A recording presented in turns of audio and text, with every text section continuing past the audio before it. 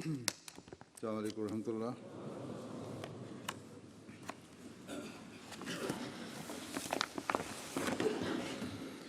اشہد ان لا الہ الا اللہ وحدہ لا شریک لہ واشہد ان محمدا عبدہ ورسولہ اما بعد فاعوذ باللہ من الشیطان الرجیم بسم اللہ الرحمن الرحیم الحمد للہ رب العالمین الرحمن الرحیم مالک یوم الدین ایاک نعبد وإياك نستعين اهدنا الصراط المستقيم صراط الذين أنعمت عليهم غير المغضوب عليهم ولا الضالين۔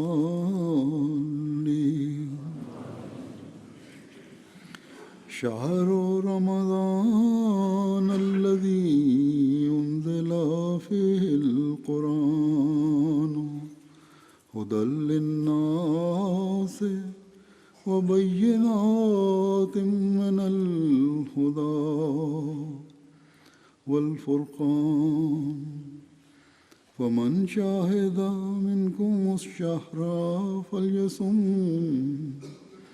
ومن كان مريضا على سفر فعدة من أيام أخر يريد الله بكم اليسر ولا يريد بكم العسر ولتكملوا العدة ولتكبروا الله على ما هداكم ولعلكم تشكرون۔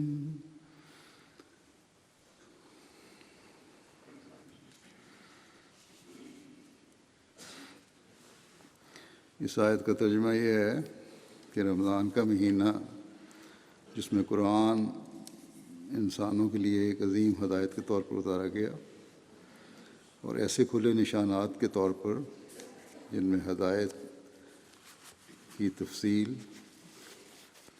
اور حق و باطل میں فرق کر دینے والے امور ہیں۔ بس جو بھی تم میں سے اس مہینے کو دیکھے تو اس کے روزے رکھے، اور جو مریض ہوں یا سفر پر ہوں تو گنتی پوری کرنا دوسرے ایام میں ہوگا۔ اللہ تمہارے لیے آسانی چاہتا ہے اور تمہارے لیے تنگی نہیں چاہتا، اور چاہتا ہے کہ تم سہولت سے گنتی کو پورا کرو اور اس ہدایت کی بنا پر اللہ کی بڑائی بیان کرو جو اس نے تمہیں عطا کی، اور تاکہ تم شکر کرو۔ قرآن کریم کی اہمیت،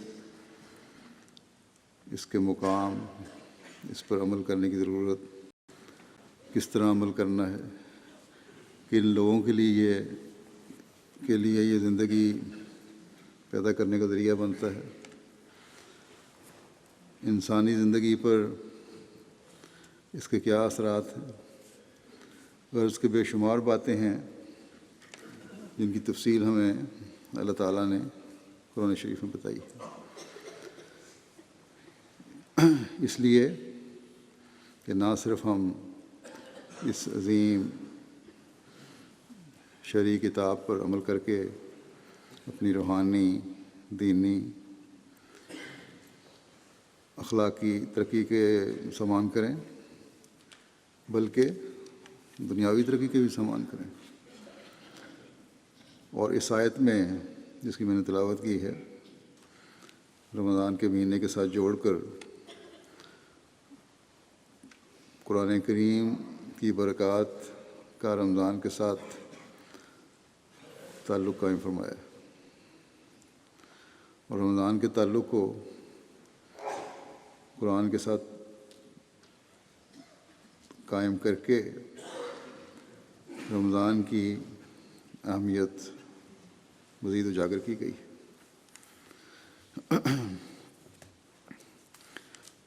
شہر رمضان الذی انزل فیہ القرآن کہہ کر بتایا کہ اس آخری شرعی اور کامل کتاب کا تعلق رمضان سے، اور جو شخص چاہتا ہے کہ اپنے ایمان میں ترقی کرے، جو چاہتا ہے کہ اس آخری اور مکمل کتاب اور شریعت کو دنیا میں پھیلائے اور دنیا جان لے اس کو، جو شخص چاہتا ہے کہ اپنے آپ کو حضرت صلی اللہ علیہ وسلم کے زمانے میں لے جانے کی کوشش کرے، جو شخص چاہتا ہے کہ اللہ تعالیٰ کا قرب حاصل کرنے کی کوشش کرے اور فإنی قریب کی آواز سنے، تو پھر رمضان اور قرآن کا حق ادا کریں، ان کے آپس کے تعلق کو جانیں۔ اس مہینے نے یہ فاصلے جو عام دنوں اور مہینوں میں بہت دور لگتے ہیں سمیٹ کر قریب کر دیے ہیں۔ بس ایک مومن اس مہینے سے جتنا بھی فیض پا سکتا ہے پانے کی کوشش کرنی چاہیے۔ مفسرین نے لکھا ہے کہ رمضان کے روزوں کی اس آیت کے بارے میں کہ اتنی اہمیت ہے، یا اس حصے کے بارے میں آیت کے، کہ اس کے بارے میں قرآن کریم میں خاص طور پر احکام نازل کیے گئے ہیں۔ حضرت مسیح علیہ الصلوۃ والسلام نے بھی فرمایا کہ شہر رمضان الذی انزل فیہ القرآن، یہی ایک فکرہ ہے جس سے رمضان کی عظمت معلوم ہوتی ہے۔ اور پھر یہ بھی فرمایا کہ اس عظمت کی وجہ سے روزے کا اجر بھی بہت بڑا اور عظیم ہے، لیکن ان کے لیے جو ان روزوں اور قرآن کے آپس کے تعلق کا بھی حق ادا کریں، اور اس کا حق یہ ہے کہ روزوں کے ساتھ قرآن کریم کو پڑھیں، اس پر غور کریں، اس کی تفسیریں سنیں یا پڑھیں۔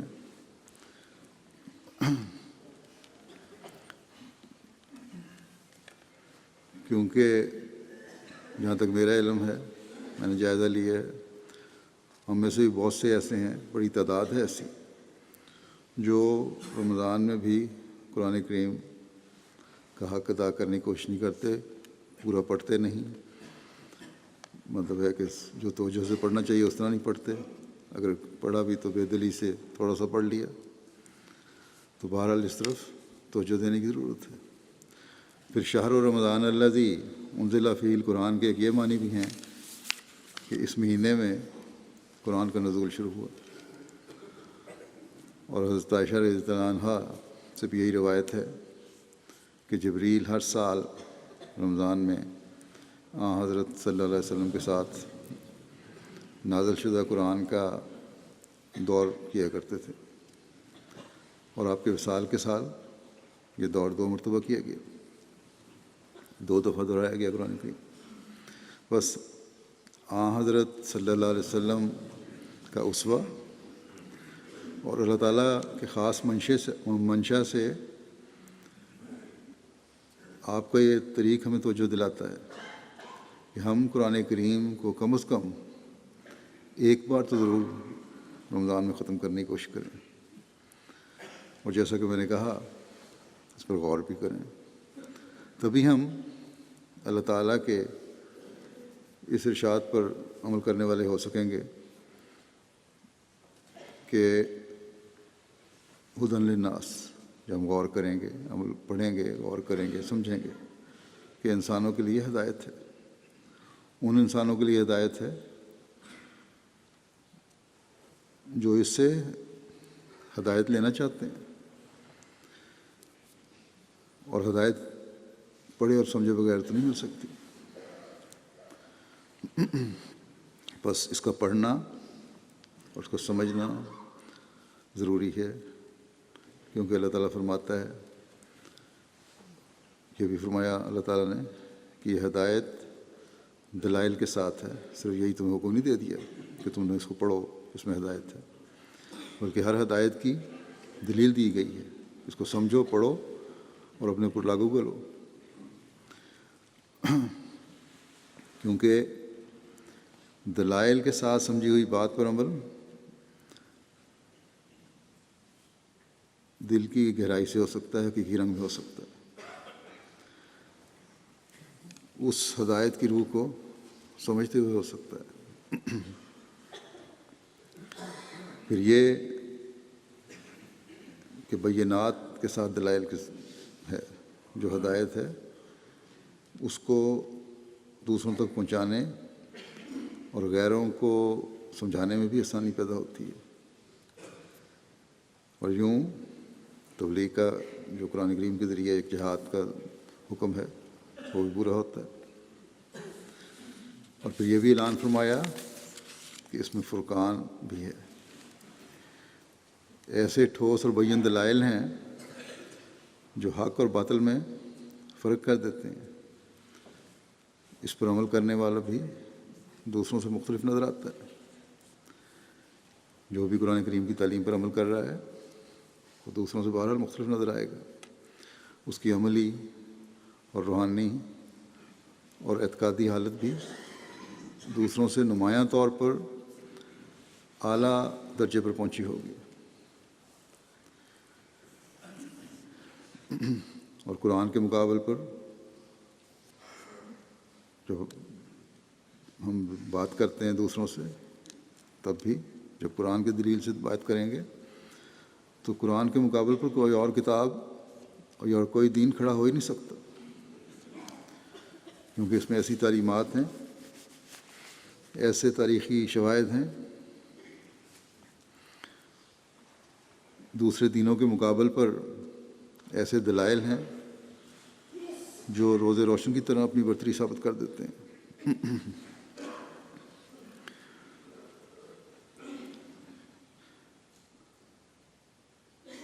اس کتاب کے شروع سے آخر تک خدا تعالیٰ کی طرف سے ہونے اور اب تک اپنی اصلی حالت میں محفوظ رہنے کا قرآن کریم اعلان کرتا ہے، اور ہمیشہ محفوظ رہنے کا قرآن کریم اعلان کرتا ہے۔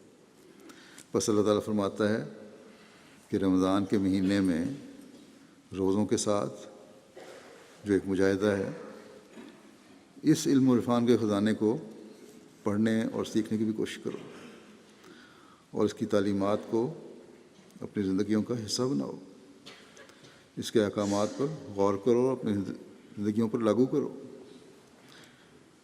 اس کے بھولے ہوئے حصے کو اس مہینے میں بار بار دہرا کر تازہ کرو، اس کی تعلیمات کی جگالی کر کے اس مہینے میں اپنا جائزہ لو کہ کس حد تک تم قرآن کریم پر عمل کر رہے ہو۔ یہ اللہ تعالیٰ ہمیں فرماتا ہے، کیونکہ یہی باتیں ہیں جو دنیا و آخرت سنوارنے والی بنتی ہیں۔ حضرت مسیح موعود علیہ السلام ہدی للناس وبینات من الہدی والفرقان کے بارے میں فرماتے ہیں کہ یعنی قرآن میں 3 صفتیں ہیں۔ اول یہ کہ جو علوم دین لوگوں کو معلوم نہیں رہے تھے ان کی طرف ہدایت فرماتا ہے۔ دوسرے، جن علوم میں پہلے کچھ اجمال چلا آتا تھا ان کی تفصیل بیان کرتا ہے۔ تیسرے، جن امور میں اختلاف اور تنازع پیدا ہو گیا تھا ان میں قول فیصل بیان کر کے حق اور باطل میں فرق ظاہر کرتا ہے۔ بس یہ ایک ایسی جامع کتاب ہے اور مکمل کتاب ہے جس کا کوئی ثانی نہیں۔ جس میں ہر چیز مکمل طور پر بیان کر دی، تمام پرانے دینوں کی غلطیاں نکال دیں، تمام پرانے کتابوں کی کمیاں پوری کر دیں۔ اللہ تعالیٰ کا ہم پر یہ بھی احسان ہے کہ اس نے ہمیں اس زمانے میں پیدا کیا اور پھر حضرت مسیح علیہ السلام کو ماننے کی توفیق بھی عطا فرمائی، اور یہ توفیق دے کر آپ کے ذریعے سے قرآن کریم کی اہمیت و معرفت جاننے کے سامان بھی مہیا فرمائے۔ قرآن کریم کے علوم و معارف کے خزانے آپ نے ہمارے سامنے پیش فرمائے۔ اس کا صحیح ادراک تو آپ کی کتب پڑھنے سے ہوتا ہے اور ہو سکتا ہے۔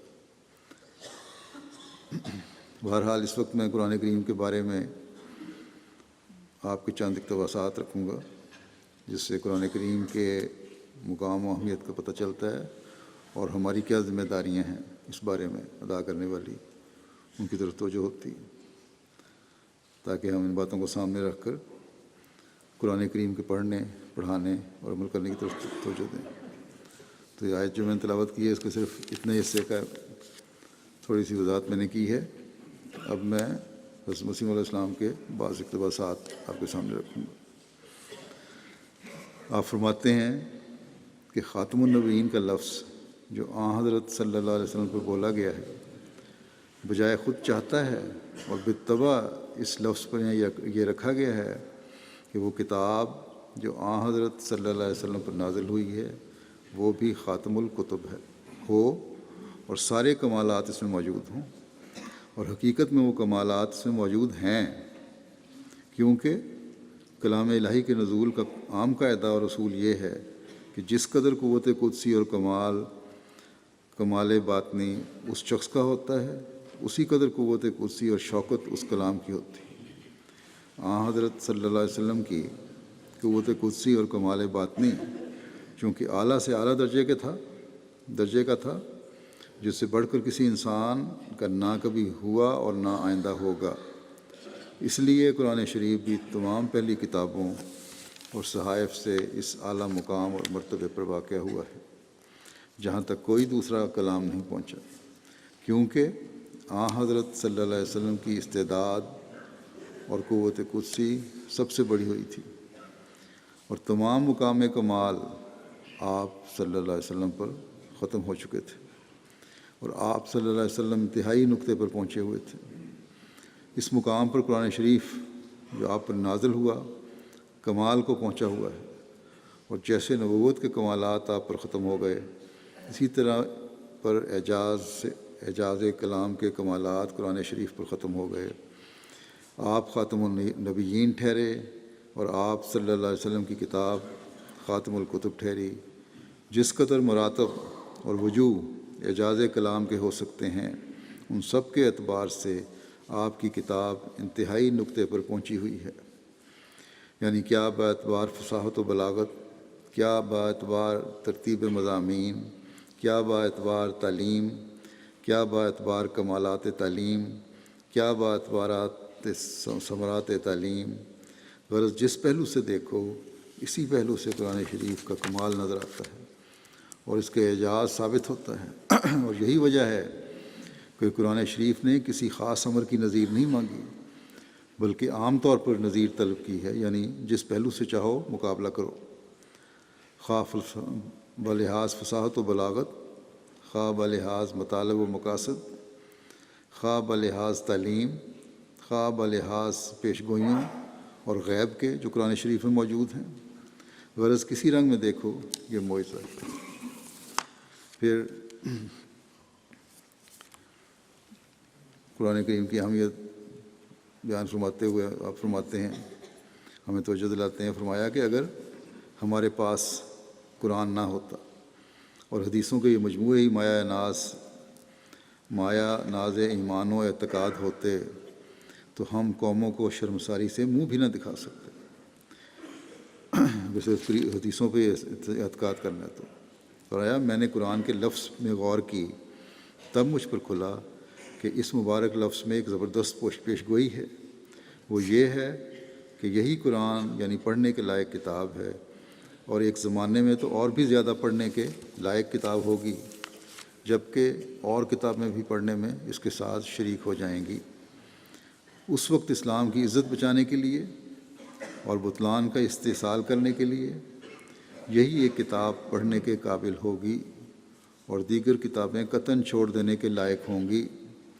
فرقان کے بھی یہی معنی ہیں، یعنی یہی ایک کتاب حق و باطل میں فرق کرنے والی ٹھہرے گی، اور کوئی حدیث کی یا کوئی کتاب اس حیثیت اور پائے کی نہ ہوگی۔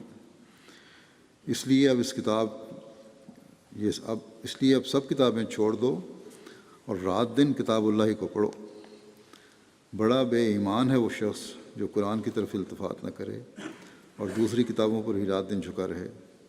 ہماری جماعت کو چاہیے کہ قرآن کریم کے شغل اور تدبر میں جان و دل سے مصروف ہو جائیں، اور حدیثوں کے شغل کو ترک کریں۔ بڑے تاسف کا مقام ہے کہ قرآن کریم کا وہ اعتناء اور تدارس نہیں کیا جاتا جو حدیث کا کیا جاتا ہے۔ اس وقت قرآن کریم کو کا حربہ ہاتھ میں لو تو تمہاری فتح ہے، اس نور کے آگے کوئی ظلمت ٹھہر نہ سکے گی۔ پھر اصلاح کے ذرائع بیان کرتے ہوئے آپ نے ایک جگہ فرمایا کہ تبدیلی اور اصلاح کس طرح ہو؟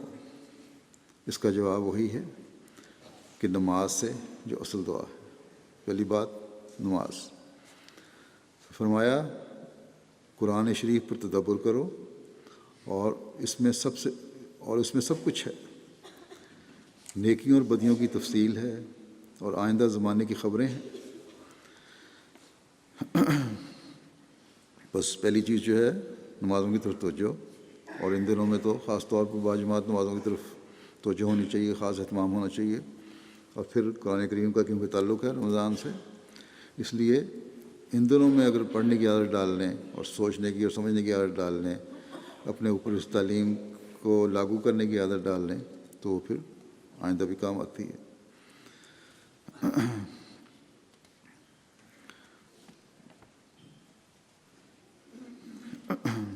فرمایا کہ نیکیوں اور بدیوں کی تفصیل ہے اور آئندہ زمانے کی خبریں ہیں وغیرہ۔ بخوبی سمجھ لو کہ یہ وہ مذہب پیش کرتا ہے جس پر کوئی اعتراض نہیں ہو سکتا، کیونکہ اس کے برکات اور ثمرات تازہ بتازہ ملتے ہیں۔ انجیل میں مذہب کو کامل طور پر پیش نہیں کیا گیا، اس کی تعلیم اس زمانے کے حسب حال ہو تو ہو، لیکن وہ ہمیشہ اور ہر حالت کے موافق نہیں۔ یہ فخر قرآن مجید ہی کو ہے کہ اللہ تعالیٰ نے اس میں ہر مرض کا علاج بتایا اور تمام قوا کی تربیت فرمائی ہے، اور جو بدی ظاہر کی ہے اس کے دور کرنے کا طریق بھی بتایا ہے۔ اس لیے قرآن مجید کی تلاوت کرتے رہو اور دعا کرتے رہو، اور اپنے چال چلن کو اس کی تعلیم کے ماتحت رکھنے کی کوشش کرو۔ حضرت خلیفۃ المسیح ثالث رحمۃ اللہ بیان فرماتے تھے کہ ایک دفعہ پاکستان کے ایک وزیر چائنا کے دورے پہ گئے ماؤ زیدونگ کے زمانے میں۔ انہوں نے پوچھا ماؤ صاحب سے کہ آپ نے انقلاب پیدا کیا اپنی قوم میں، اس کی وجہ کیا ہے؟ انہوں نے کہا تم مجھ سے کیا پوچھتے ہو، جاؤ اپنے نبی کا اسوہ دیکھو اور اپنی قرآن کریم کو پڑھو، اس پر عمل کرو تو تمہیں سب کچھ مل جائے گا۔ تو غیروں کو بھی جو عقل مند ہے، چاہے وہ مانے نہ مانے، لیکن قرآن کریم میں ایک نور نظر آتا ہے۔ پھر قرآن کریم کی تعلیمات پر عمل کرنے سے کیا انقلاب آتے ہیں، اس بارے میں آپ فرماتے ہیں، معجزات کے بارے میں فرما رہے ہیں کہ دوسرا معجزہ قرآن شریف کا جو ہمارے لیے حکم مشہود و محسوس کر رکھتا ہے، بڑا واضح ہے، وہ عجیب و غریب تبدیلیاں ہیں جو اصحاب رسول اللہ صلی اللہ علیہ وسلم میں ببرکت پیروی قرآن شریف و اثر صحبت حضرت صلی اللہ علیہ وسلم ظہور میں آئیں۔ جب ہم اس بات کو دیکھتے ہیں کہ وہ لوگ مشرف با اسلام ہونے سے پہلے کیسے اور کس طریق اور عادت کے آدمی تھے، اور پھر بعد شرف صحبت حضرت صلی اللہ علیہ وسلم و اتباع قرآن شریف کس رنگ میں آئے، اور کیسے عقائد میں، اخلاق میں، چلن میں، گفتار میں، رفتار میں، کردار میں، اور اپنی جمیع عادات خبیث حالت سے منتقل ہو کر نہایت طیب اور پاک حالت میں داخل کیے گئے، تو ہمیں اس تاثیر عظیم کو دیکھ کر جس نے ان کے زنگ خوردہ وجودوں کو ایک عجیب تازگی بخشی اور روشنی اور چمک بخشتی تھی، اقرار کرنا پڑتا ہے کہ یہ تصرف ایک خارق عادت تصرف تھا جو خاص خدا تعالیٰ کے ہاتھ میں کیا۔ اور وجوہات پہلے آپ نے بیان کر دیں کہ آن سلم کی صحبت اور قرآن کریم کی تعلیم پہ عمل۔ پھر آپ فرماتے ہیں پھر یہ امر بھی ہر یک منصف پر ظاہر ہے کہ وہی جاہل اور وحشی اور یاوا اور ناپارسا طبع لوگ اسلام میں داخل ہونے اور قرآن کو قبول کرنے کے بعد کیسے ہو گئے، اور کیوں کر تاثیرات کلام الہی اور صحبت نبی معصوم صلی اللہ علیہ وسلم نے بہت ہی تھوڑے عرصے میں ان کے دلوں کو یکلخت ایسا مبدل کر دیا کہ وہ جہالت کے بعد معارف دینی سے مالا مال ہو گئے، اور محبت دنیا کے بعد الہی محبت میں ایسے کھوئے گئے کہ اپنے وطنوں، اپنے مالوں، اپنے عزیزوں، اپنی عزتوں، اپنی جان کے آراموں کو اللہ جل شانہ کے راضی کرنے کے لیے چھوڑ دیا۔ چنانچہ یہ دونوں سلسلے ان کی پہلی حالت اور اس نئی زندگی کے جو بعد اسلام انہیں نصیب ہوئے قرآن شریف میں ایسی صفائی سے درج ہیں کہ ایک صالح اور نیک دل آدمی پڑھنے کے وقت بے اختیار چشم پر آب ہو جاتا ہے۔ بس وہ کیا چیز تھی جو ان کو اتنی جلدی ایک عالم سے دوسرے عالم کی طرف کھینچ کر لے گئی؟ وہ دو ہی باتیں تھیں، ایک یہ کہ وہ نبی معصوم اپنی قوت قدسیہ میں نہایت ہی قوی الاثر تھا، ایسا کہ نہ کبھی ہوا اور نہ ہوگا۔ دوسری خدائے قادر و مطلق حی و قیوم کے پاک کلام کی زبردست اور عجیب تاثیریں تھیں کہ جو ایک گروہ کثیر کو ہزاروں ظلمتوں سے نکال کر نور کی طرف لے آئیں۔ بلا شبہ یہ قرآنی تاثیریں خارق عادت ہیں، کیونکہ کوئی دنیا میں بطور نظیر نہیں بتلا سکتا کہ کبھی کسی کتاب نے ایسی تاثیر کی۔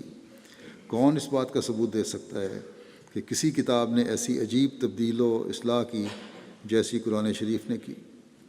لاکھوں مقدسوں کا یہ تجربہ ہے کہ قرآن شریف کے اتباع سے برکات الہی دل پر نازل ہوتی ہیں اور ایک عجیب پیوند مولا کریم سے ہو جاتا ہے۔ خدائے تعالیٰ کے انوار اور الہام ان کے دلوں پر اترتے ہیں اور معارف اور نکات ان کے منہوں سے نکلتے ہیں۔ ایک قوی توکل ان کو عطا ہوتی ہے اور ایک محکم یقین ان کو دیا جاتا ہے، اور ایک لذیذ محبت الہی جو لذت وصال سے پرورش یاب ہے ان کے دلوں میں رکھی جاتی ہے۔ اگر ان کے وجودوں کو ہاون مصائب میں پیسا جائے اور سخت شکنجوں میں دے کر نچوڑا جائے تو ان کا عرق بجز حب الہی کی اور کچھ نہیں۔ کو بشک جتنا مرضی پیسیں، جس طرح گرائنڈر میں پیستے ہیں اور سخت شکنجوں میں نچوڑیں، ان کا عرق نکالیں، اگر کوئی ایسی چیز ہو نکالنے کی کسی انسان کے، تو ایسے لوگ جو ہیں جو قرآن کی تعلیم پر غور کرنے والے اور عام سمجھ رکھنے والے ہیں، ان کا آخری نتیجہ کیا نکلے گا کہ محبت الہی کا عرق ان میں سے نکلے گا اور کچھ بھی نہیں ہوگا۔ فرمایا دنیا ان سے ناواقف اور وہ دنیا سے دور تر و بلند تر ہیں، خدا کے معاملات ان سے خارق عادت ہیں۔ انہی پر ثابت ہوا ہے کہ خدا ہے اور انہی پر کھلا ہے کہ ایک ہے۔ جب وہ دعا کرتے ہیں تو وہ ان کی سنتا ہے، جب وہ پکارتے ہیں تو انہیں جواب دیتا ہے، جب وہ پناہ چاہتے ہیں تو ان کی طرف دوڑتا ہے۔ وہ باپوں سے زیادہ ان سے پیار کرتا ہے اور ان کی در و دیوار پر برکتوں کی بارش برساتا ہے۔ پس وہ اس کی ظاہری و باطنی اور روحانی و جسمانی تائیدوں سے شناخت کیے جاتے ہیں، اور وہ ہر ایک میدان میں ان کی مدد کرتا ہے، کیونکہ وہ اس کے اور وہ ان کا ہے۔ یہ باتیں بلا ثبوت نہیں۔ پھر آج بھی ترقی کا یہی گر ہے کہ قرآنی تعلیمات پر عمل کیا جائے، صرف مان لینا کافی نہیں۔ آپ فرماتے ہیں کہ اصل یہی ہے، جو کچھ اللہ تعالیٰ نے قرآن شریف میں سکھایا ہے، جب تک مسلمان قرآن شریف کے پورے متبع اور پابند نہیں ہوتے وہ کسی قسم کی ترقی نہیں کر سکتے۔ جس قدر وہ قرآن شریف سے دور جا رہے ہیں اسی قدر وہ ترقی کے مدارج اور راہوں سے دور جا رہے ہیں۔ قرآن شریف پر عمل ہی ترقی اور ہدایت کا موجب ہے۔ پھر اپنی جماعت کو نصیحت کرتے ہوئے فرمایا، دوبارہ آپ نے پہلے بھی اقتباس پڑھا ہے میں نے، کہ سو تم ہوشیار رہو اور خدا کی تعلیم اور قرآن کی ہدایت کے برخلاف ایک قدم بھی نہ اٹھاؤ، میں تمہیں سچ سچ کہتا ہوں کہ جو شخص قرآن کے 700 حکموں میں سے ایک چھوٹے سے حکم کو بھی ٹالتا ہے وہ نجات کا دروازہ اپنے ہاتھ سے اپنے پر بند کرتا ہے۔ اور حقیقی اور کامل نجات کی راہیں قرآن نے کھولیں اور باقی سب اس کے ذل تھے۔ سو تم قرآن کو تدبر سے پڑھو اور اس سے بہت ہی پیار کرو، ایسا پیار کہ تم نے کسی سے نہ کیا ہو، کیونکہ جیسا کہ خدا نے مجھے مخاطب کر کے فرمایا الخیر کلہ فی القرآن، کہ تمام قسم کی بھلائیاں قرآن میں ہیں، یہی بات سچ ہے۔ افسوس ان لوگوں پر جو کسی اور چیز کو اس پر مقدم رکھتے ہیں۔ تمہاری تمام فلاح اور نجات کا سرچشمہ قرآن میں ہے۔ کوئی بھی تمہاری ایسی دینی ضرورت نہیں جو قرآن میں نہیں پائی جاتی۔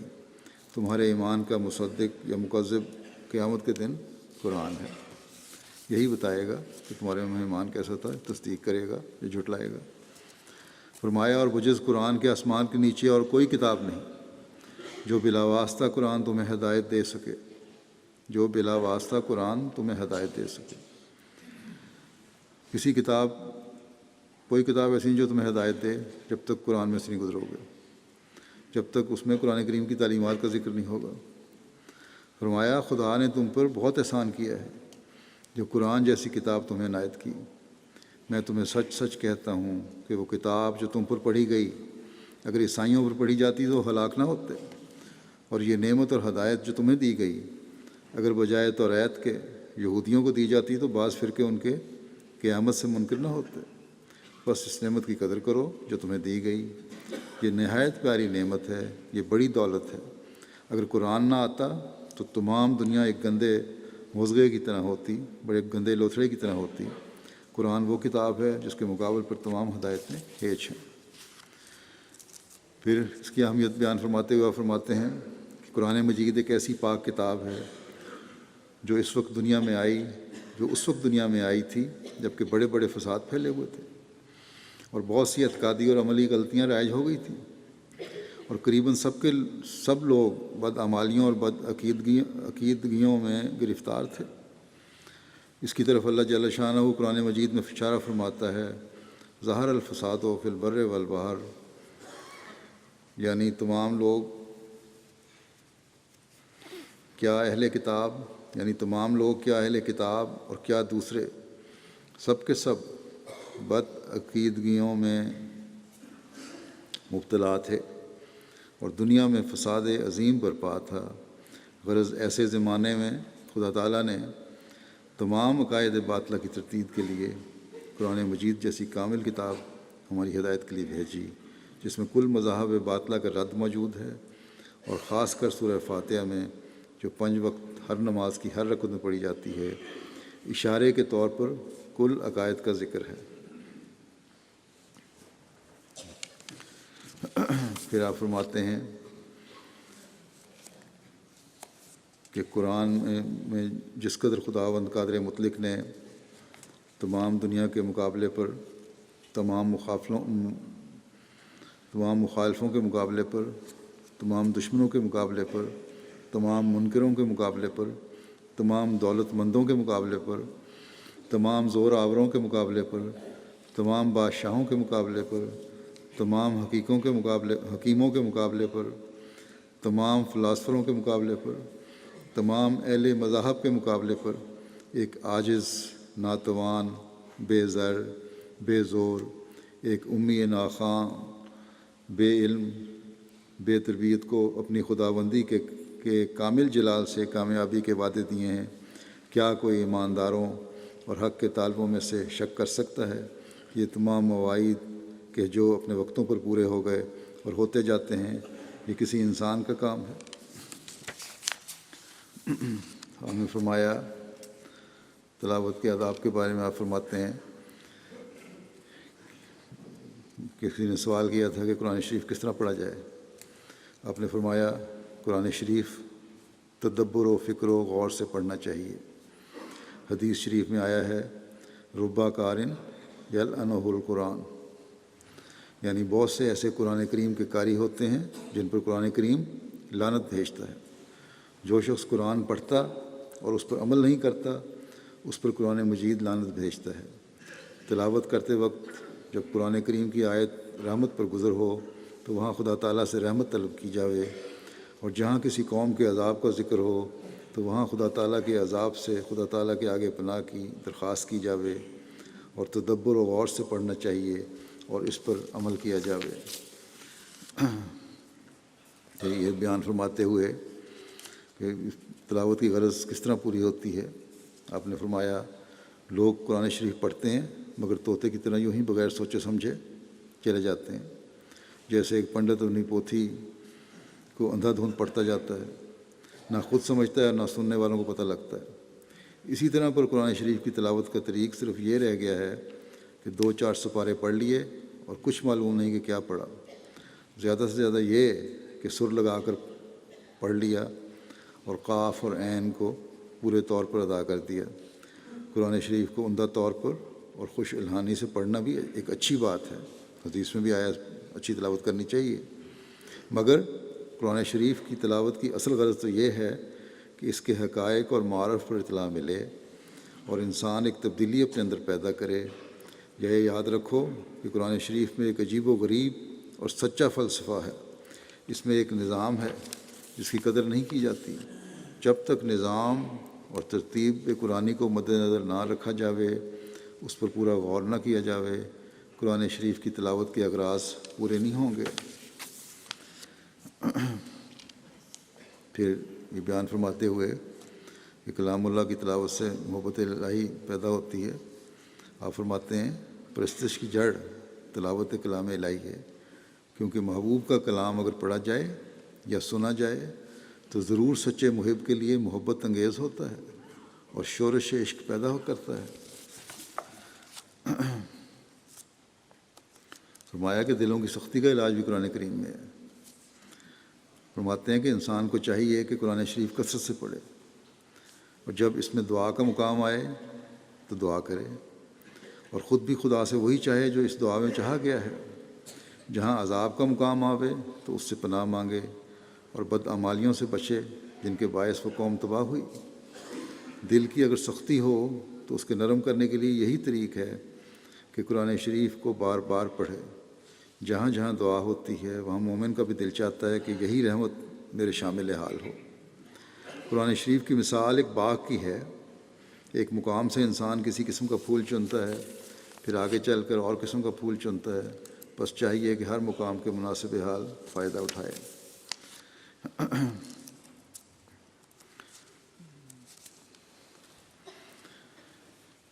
فرمایا کہ قرآن کریم کے بعد اب کسی اور کی الہامی کتاب کی ضرورت نہیں، اس بالکل کامل اور مکمل کتاب ہے۔ فرماتے ہیں قرآن شریف ایسے زمانے میں آیا تھا کہ جس میں ہر ایک طرح کی ضرورتیں کہ جن کا پیش آنا ممکن ہے پیش آ گئی تھیں، یعنی تمام امور اخلاقی اور اعتقادی اور قولی اور فعلی بگڑ گئے تھے، اور ہر ایک قسم کا افراد تفرید اور ہر یک نوع کا فساد اپنے انتہا کو پہنچ گیا تھا۔ اس لیے قرآن شریف کی تعلیم بھی انتہائی درجے پر نازل ہوئی۔ بس انہی معنوں سے شریعت فرقانی مختتم اور مکمل ٹھہری اور پہلی شریعتیں ناقص رہیں، کیونکہ پہلے زمانوں میں وہ مفاسد کو کہ جن کی اصلاح کے لیے الہامی کتابیں آئیں وہ بھی انتہائی درجہ پر نہیں پہنچے تھے۔ وہ مفاسد کہ جن کی اصلاح کے لیے الہامی کتابیں آئیں وہ بھی انتہائی درجہ پر نہیں پہنچے تھے، اور قرآن شریف کے وقت میں وہ سب اپنی انتہا کو پہنچ گئے تھے۔ بس اب قرآن شریف اور دوسری الہامی کتابوں میں فرق یہ ہے کہ پہلی کتابیں اگر ہر ایک طرح کے خلل سے محفوظ بھی رہتیں پھر بھی بوجہ ناقص ہونے تعلیم کے ضرور تھا کہ کسی وقت کامل تعلیم یعنی فرقان مجید ظہور پذیر ہوتا۔ اگر اس وقت لحاظ سے مکمل بھی تھیں تب بھی، کیونکہ اس وقت کی ضروریات اور تھیں، اس لیے تعلیم پھر بھی نامکمل رہنی تھی اور قرآن کریم کا ظہور بہرحال ہونا تھا۔ فرمایا مگر قرآن شریف کے لیے اب یہ ضرورت درپیش نہیں کہ اس کے بعد کوئی اور کتاب بھی آوے، کیونکہ کمال کے بعد اور کوئی درجہ باقی نہیں۔ ہاں اگر یہ فرض کیا جائے کہ کسی وقت اصول حقہ قرآن شریف کے وید اور انجیل کی طرح مشرکانہ اصول بنائے جائیں گے اور تعلیم توحید میں تبدیل اور تحریف عمل میں آوے گی، اور اگر ساتھ اس کے یہ بھی فرض کیا جائے جو کسی زمانے میں وہ کروڑہ مسلمان جو توحید پر قائم ہیں وہ بھی پھر شرک اور مخلوق پرستی کا اختیار کر لیں گے، تو بے شک ایسی صورتوں میں دوسری شریعت اور دوسرے رسول کا آنا ضروری ہوگا، مگر دونوں قسم کے فرض محال ہیں۔ کوئی سوال نہیں پیدا ہوتا کہ یہ ہو۔ پھر آپ فرماتے ہیں، یاد رکھو قرآن شریف حقیقی برکات کا سرچشمہ اور نجات کا سچا ذریعہ ہے۔ یہ ان لوگوں کی اپنی غلطی ہے جو قرآن شریف پر عمل نہیں کرتے۔ عمل نہ کرنے والوں میں سے ایک گروہ تو وہ ہے جن کو اس پر اعتقاد ہی نہیں، اور وہ اس کو خدا تعالیٰ کا کلام ہی نہیں سمجھتے۔ یہ لوگ تو بہت دور پڑے ہوئے ہیں، لیکن وہ لوگ جو ایمان لاتے ہیں کہ وہ اللہ تعالیٰ کا کلام ہے اور نجات کا شفا بخش نسخہ ہے، اگر وہ اس پر عمل نہ کریں تو کس قدر تعجب اور افسوس کی بات ہے۔ ان میں سے بہت سے تو ایسے ہیں جنہوں نے ساری عمر میں کبھی اسے پڑھا ہی نہیں۔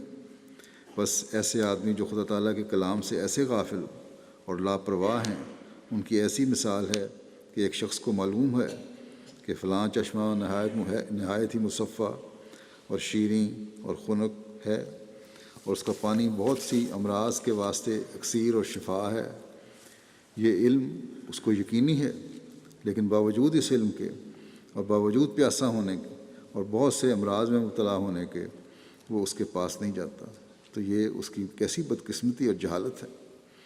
اسے تو چاہیے تھا کہ وہ اس چشمہ پر منہ رکھ دیتا اور سیراب ہو کر اس کے لطف اور شفا بخش پانی سے حظ اٹھاتا، مگر باوجود علم کے اس سے ویسا ہی دور ہے جیسا کہ ایک بے خبر، اور اس وقت تک اس سے دور رہتا ہے جو موت آ کر خاتمہ کر دیتی۔ اس شخص کی حالت بہت ہی عبرت بخش اور نصیحت خیز ہے۔ مسلمانوں کی حالت اس وقت ایسی ہی ہو رہی ہے۔ وہ جانتے ہیں کہ ساری ترقیوں اور کامیابیوں کی کلید یہی قرآن شریف ہے جس پر ہم کو عمل کرنا چاہیے، مگر نہیں، اس کی پرواہ بھی نہیں کی جاتی۔ ایک شخص جو نہایت ہمدردی اور خیر خواہی کے ساتھ، اور پھر نری ہمدردی نہیں بلکہ خدا تعالیٰ کے حکم اور احماء سے اس طرح بلاوے تو اسے کذاب اور دجال کہا جاتا ہے۔ اس سے بڑھ کر اور کیا قابل رحم حالت ہے اس قوم کی، اس سے بڑھ کر اور کیا قابل رحم حالت اس قوم کی ہوگی۔ مسلمانوں کو چاہیے تھا، اور اب بھی ان کے لیے یہی ضروری ہے کہ وہ اس چشمہ کو عظیم الشان نعمت سمجھیں اور اس کی قدر کریں۔ اس کی قدر یہی ہے کہ اس پر عمل کریں اور پھر دیکھیں کہ خدا تعالیٰ کس طرح ان کی مصیبتوں اور مشکلات کو دور کر دیتا ہے۔ کاش مسلمان سمجھیں اور سوچیں کہ اللہ تعالیٰ نے ان کے لیے یہ ایک نیک راہ پیدا کر دی ہے، اور وہ اس پر چل کر فائدہ اٹھائیں۔ پھر آپ فرماتے ہیں کہ یہ سچ ہے کہ اکثر مسلمانوں نے قرآن شریف کو چھوڑ دیا ہے، لیکن پھر بھی قرآن شریف کے انوار و برکات اور اس کی تاثیرات ہمیشہ زندہ اور تازہ بتازہ ہیں۔ چنانچہ میں اس وقت اس ثبوت کے لیے بھیجا گیا ہوں، اور اللہ تعالیٰ ہمیشہ اپنے وقت پر اپنے بندوں کو اس کی حمایت اور تائید کے لیے بھیجتا رہا ہے، کیونکہ اس نے وعدہ فرمایا تھا، انا نحن نزلنا الذکر و انا لہ لحافظون، یعنی بے شک ہم نے ہی اس ذکر کو یعنی قرآن شریف کو نازل کیا ہے اور ہم ہی اس کے محافظ ہیں۔ قرآن شریف کی حفاظت کا جو وعدہ خدا تعالیٰ نے فرمایا ہے، جو وعدہ اللہ تعالیٰ نے فرمایا ہے، وہ توریت یا کسی اور کتاب کے لیے نہیں۔ اس لیے ان کتابوں میں انسانی چالاکیوں نے اپنا کام کیا۔ قرآن شریف کی حفاظت کا یہ بڑا زبردست ذریعہ ہے کہ اس کی تاثیرات کا ہمیشہ تازہ بتازہ ثبوت ملتا رہتا ہے، اور یہود نے چونکہ توریت کو بالکل چھوڑ دیا تھا، اس لیے ان میں کوئی اثر و قوت باقی نہیں رہی جو ان کی موت پر دلالت کرتی ہے۔ پھر بڑے درد کے ساتھ آپ نے ایک نصیحت فرمایا، تمہارے لیے ایک ضروری تعلیم یہ ہے کہ قرآن شریف کو مہجور کی طرح نہ چھوڑ دو، کہ تمہاری اسی میں زندگی ہے۔ جو لوگ قرآن کو عزت دیں گے وہ آسمان پر عزت پائیں گے۔ جو لوگ ہر ایک حدیث اور ہر ایک قول پر قرآن کو مقدم رکھیں گے ان کو آسمان پر مقدم رکھا جائے گا۔ نوع انسان کے لیے روئے زمین پر اب کوئی کتاب نہیں مگر قرآن، اور تمام آدم زادوں کے لیے اب کوئی رسول اور شفیع نہیں مگر محمد مصطفیٰ صلی اللہ علیہ وسلم۔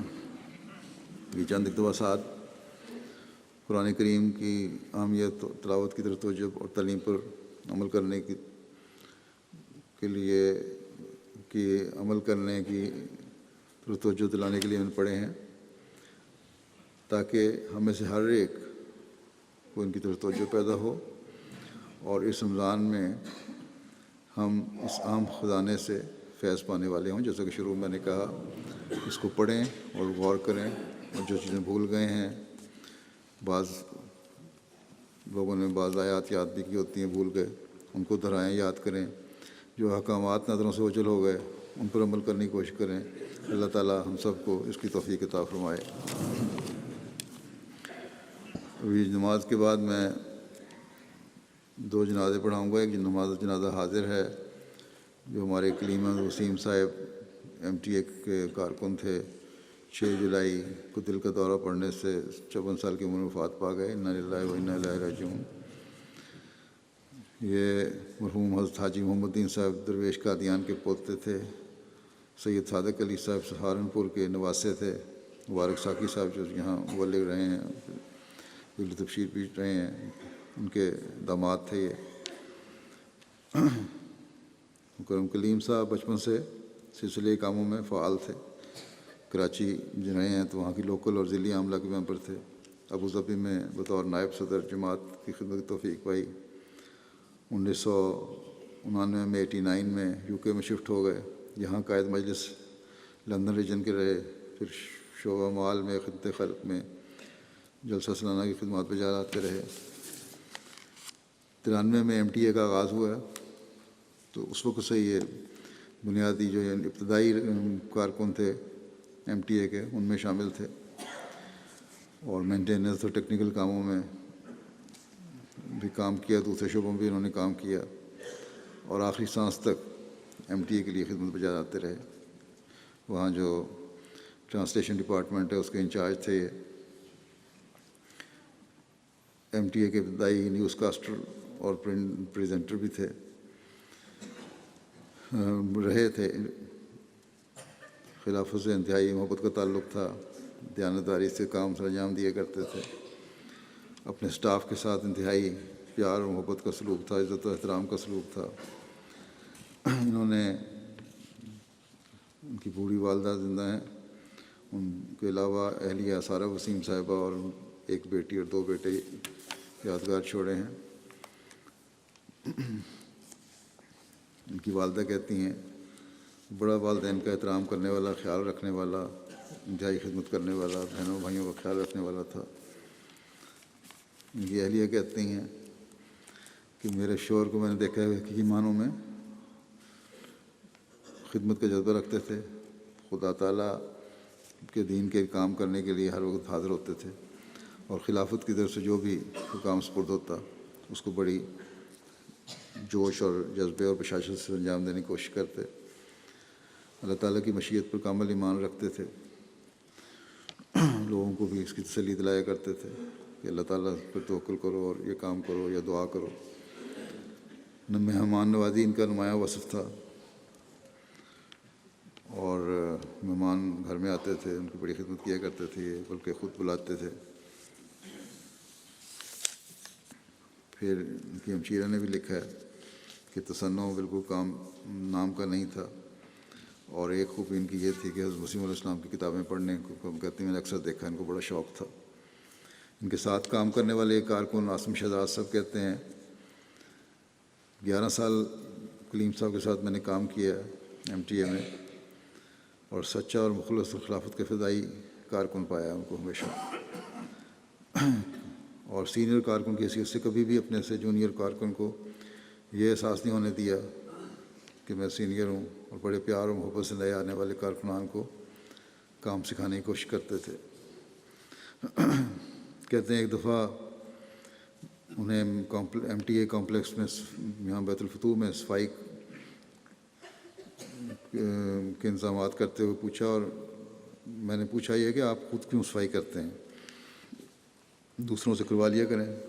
تو آپ نے بڑے فخر سے بتایا کہ جب اس کمپلیکس کا افتتاح ہوا ہے تو کارکنوں کو جو دیگر نصائح کی تھیں، میرے متعلق کہا کہ انہوں نے خلیفہ وقت نے جو نصائح کی تھیں ان میں صفائی کی طرف بھی خاص نصیحت کی تھی، اور جب اس وقت نصیحتیں کر رہا تھا میں ان کو، تو تو اس وقت میری نظر ان کی طرف تھی، اس لیے سمجھتے ہیں کہ یہ سب سے پہلا حکم ان کے لیے تھا، اس لیے وہ خود اپنے ہاتھ سے کام کرتے ہیں۔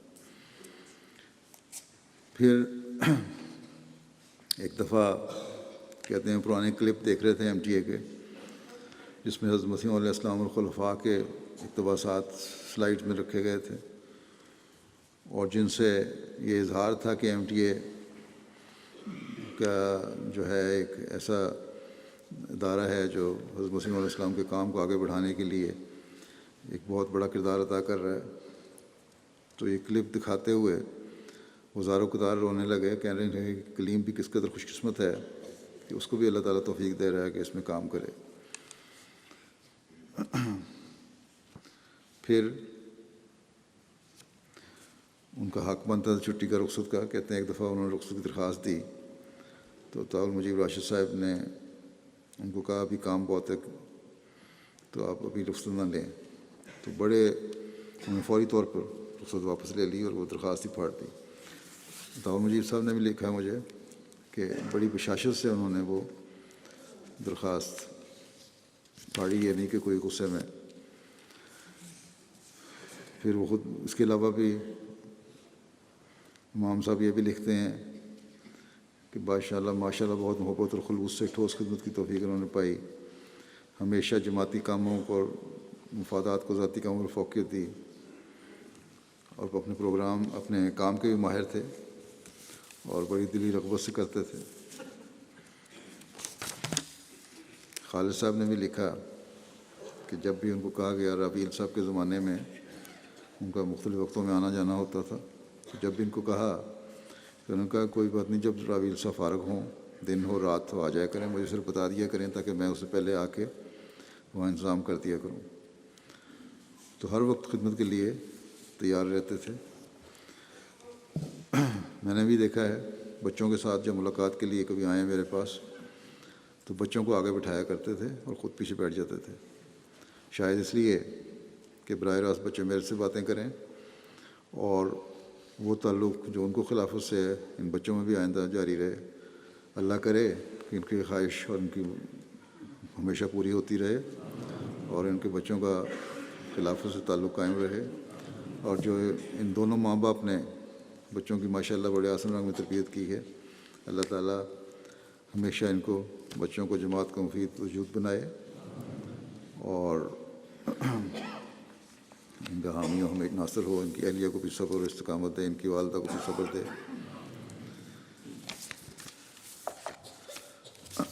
دوسرا جنازہ مکرم الحاج عاصم ذکی بشیر الدین صاحب امریکہ کا ہے، جنازہ غائب ہوگا، پہلا جنازہ حاضر ہے۔ یہ 22 جون 2014 کو بقضائے الہی وفات پا گئی، انا للہ و انا الیہ راجعون۔ چند سالوں سے کینسر کے مرض میں مبتلا تھے، لیکن کبھی اپنے چہرے پر کسی قسم کا ملال ظاہر نہیں ہونے دیا، بڑی ہمت اور صبر کے ساتھ بیماری کا مقابلہ کرتے رہے۔ ایک عیسائی گھرانے میں 26 مئی 1929 کو پیدا ہوئے، بچپن سے ہی مذہب سے لگاؤ تھا اور جوانی میں خدا کے فضل سے آپ کو ذاتی شوق اور مطالعے کی وجہ سے احمدیت کا تعارف ہوا، اور پھر 19-20 سال کی عمر میں آپ نے احمدیت قبول کر لی۔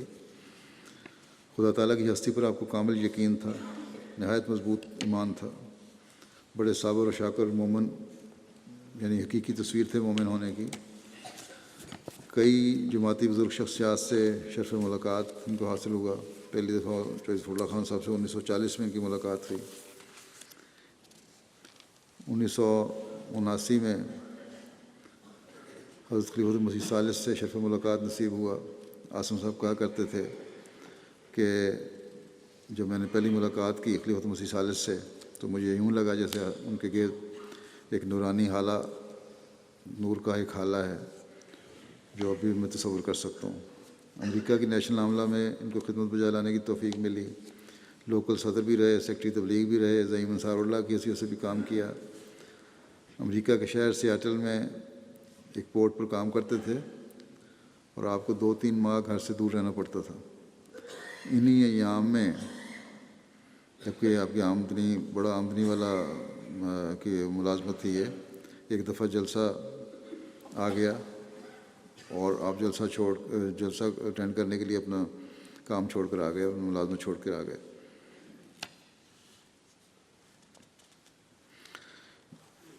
ہمیشہ جماعتی پروگراموں میں شمولیت کیا کرتے تھے.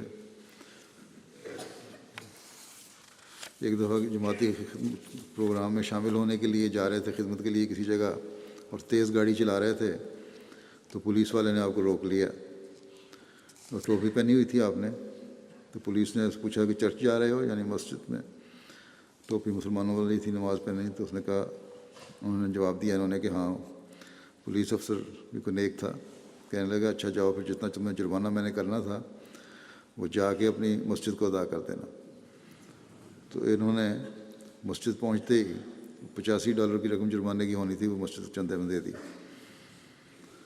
نہایت ایمانداری سے. اسی طرح مسجد جب بنی ہے سیٹل کی، اس میں اس زمانے میں انہوں نے سب سے زیادہ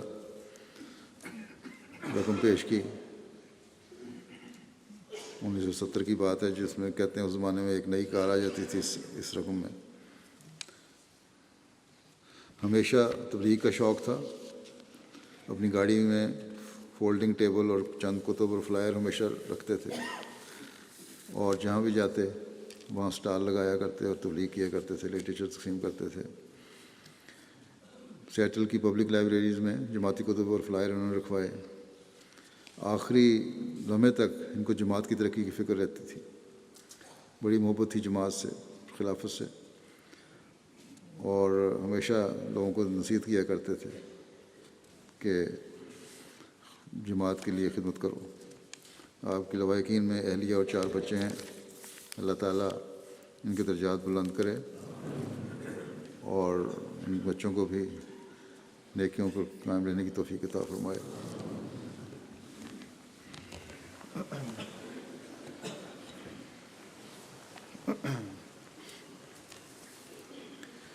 الحمد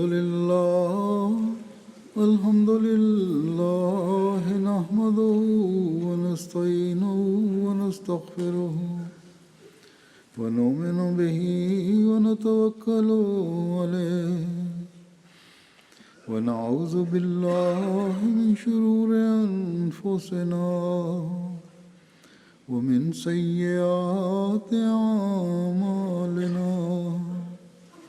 من يهده الله فلا مضل له ومن يضلل فلا هادي له.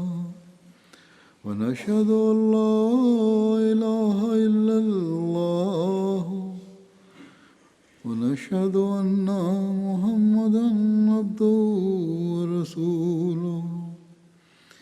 عباد الله رحمكم الله، إن الله يأمر بالعدل والإحسان وإيتاء ذي القربى وينهى عن الفحشاء والمنكر والبغي يعظكم لعلكم تذكرون. اذكروا الله يذكركم وادعوه يستجب لكم ولذكر الله أكبر.